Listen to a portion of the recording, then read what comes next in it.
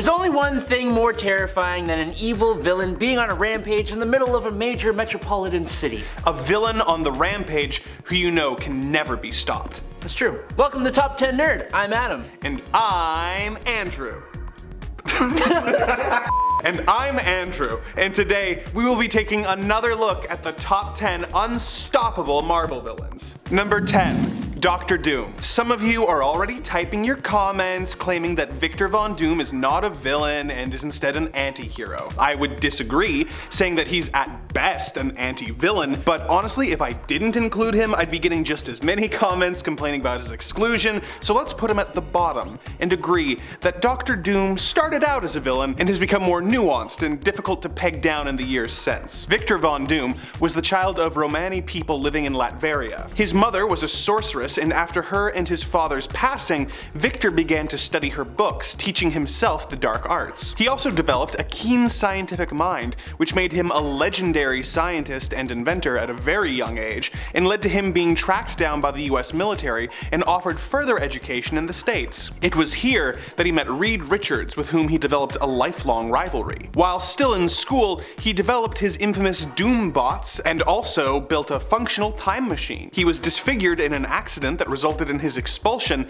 and he went on to become the leader of some monks who helped him build his iconic armor. He became the main antagonist of the Fantastic Four and the dictator of the country of Latveria, causing lots of problems for the heroes of the Marvel Universe. His status as one of the most brilliant minds on Earth, as well as him being one of the Earth's most powerful sorcerers, combined with his diplomatic immunity, makes him a force to be reckoned with for both the heroes and the villains of the Marvel Universe. And at number 9 is Sabretooth. Sabretooth is like the darker, bigger, and stronger brother of Wolverine. He isn't actually Wolverine's brother, but the fights between Wolverine and Sabretooth were the absolute most bloody, knockdown, drag-out, legendary fights that go to such drastic extremes, and that's because neither of these guys can really be stopped, since they both possess an absolutely massive, powerful healing factor. They share a lot of qualities, honestly. Sabretooth has adamantium-laced bones and claws, superhuman senses, superhuman attributes, and even psionic resistances as well. The thing about Sabretooth is that he is just pure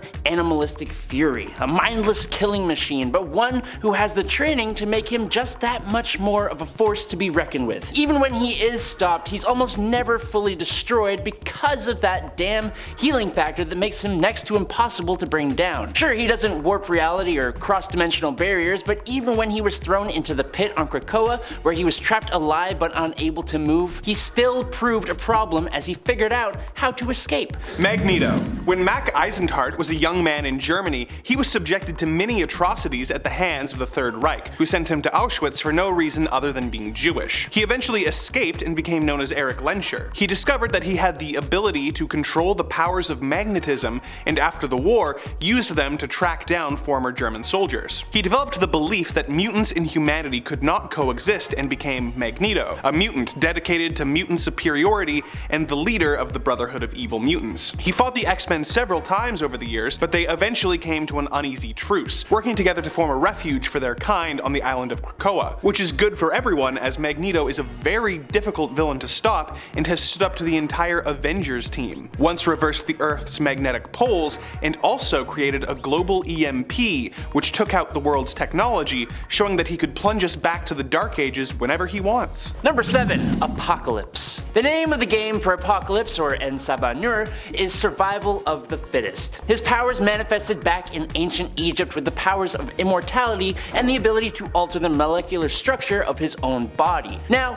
we unfortunately have to talk about time travel here. I'm sorry. While Apocalypse has history with Kang the Conqueror as Rama Tut, the more important time traveler that Apocalypse deals with is Nathan Summers, aka Cable. In the future world of Cable, Apocalypse had conquered the world, so in order to stop that, Nathan went back to ancient Egypt to defeat Apocalypse. Now during that fight, the techno-organic arm of Cable bonded to Apocalypse, who used it to interact with a celestial spaceship and integrate all of its technology into himself, amplifying and enhancing his existing powers, allowing him to do pretty much anything. He can teleport, interface with any technology, technology, grant himself almost any power like strength, flight, energy beams, telepathy, telekinesis, and all kinds of stuff. Obviously, it all depends on the story he's in. He's so incredibly OP that his powers wax and wane based on the story. Like in the X-Men animated TV show, he grew to like 1,000 feet tall and just used energy beams to completely vaporize the X-Men. And that could totally happen in the comics too at any point if it served the story. Usually he just sends out his horsemen to test the mutants though. The thing that makes him even more unstoppable is his ability to move his spiritual essence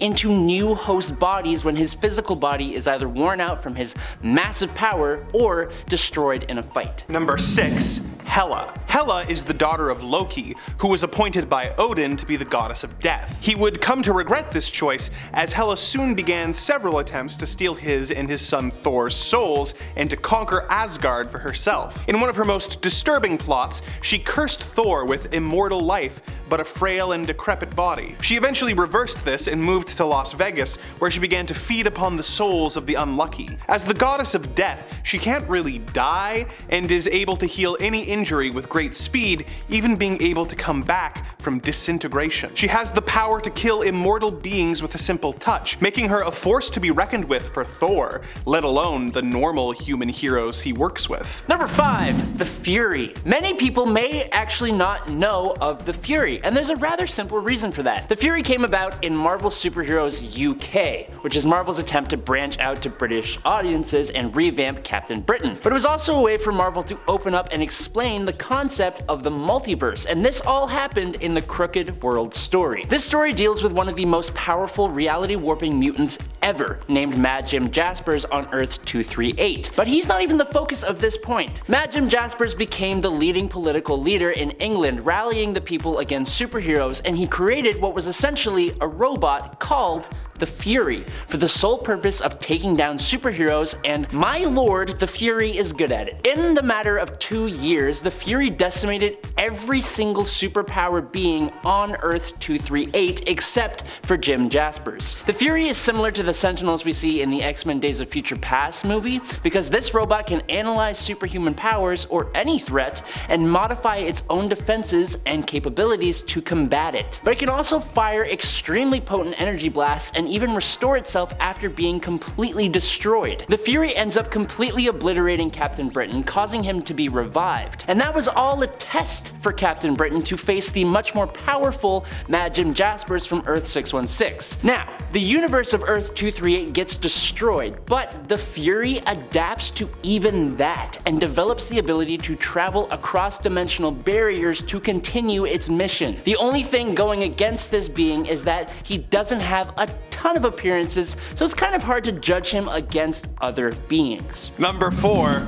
Thanos. Thanos was born on one of Saturn's moons, Titan, and had the deviant gene, which gave him thick purple skin as well as superior strength and heightened powers. He fell in love with a woman who turned out to be Death, and dedicated his life to impressing her by destroying as many living things as possible. Thanos has conquered countless worlds in his quest to impress Death, and is responsible for unleashing unspeakable horrors upon them. For instance, when he conquers a world, it is not uncommon for him to demand a tribute of the heads of everyone from the ages of 16 to 22. This insane demand is part of his plan to fulfill a request from Death to rid the universe of any of his offspring, and rather than put in the time to find out where and who his children are, he chooses to save time by implementing this method. As he is pretty much unstoppable for anyone but the most powerful superheroes, most planets are forced to go along with his insane demands. In his most iconic moment, he came up with a plan to acquire the Infinity Gems and wipe out half of all life in the universe in order to impress his love. Unlike many other evildoers who make these elaborate plans and then fail, Thanos actually pulled this off, getting all the gems and using the Infinity Gauntlet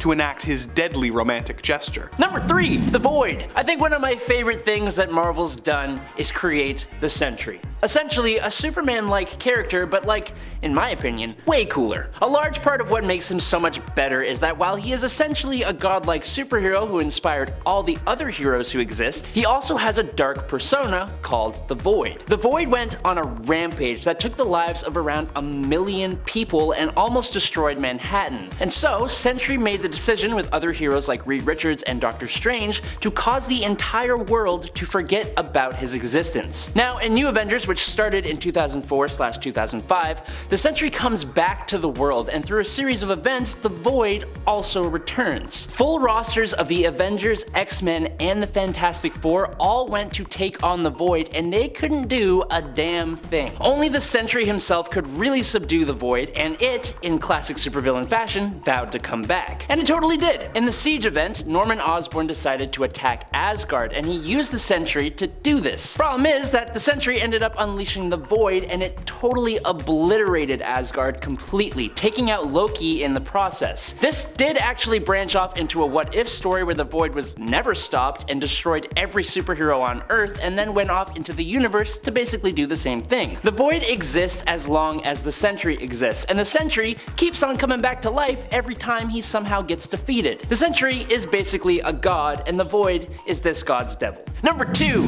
Zom. Just because Zom looks like your uncle's hairy big toe does not mean that you should underestimate him. Zom is one of the most powerful and scary extra-dimensional entities in existence, being described as worse than a dozen Umars. Umar is the sister of Dormammu, for anyone who wanted to know. Now, speaking of Dormammu, it took all of his power plus the help of the cosmic being Eternity just to restrain Zom with the magical chain called the Links of Living Bondage and with an object called the Crown of Blindness. And with these tools, these massively powerful beings managed to trap Zom in a jar. Now, I know it sounds silly, I'm downplaying it. It was actually an amphora, and Zom was trapped in a quote world beyond worlds in a quote time beyond all time. That was just his origin story though. Eons into the future, in Strange Tales number 156 from 1967, Doctor Strange unleashed Zom in a fight against Umar, but that was a mistake because now Strange had no way of taking on Zom,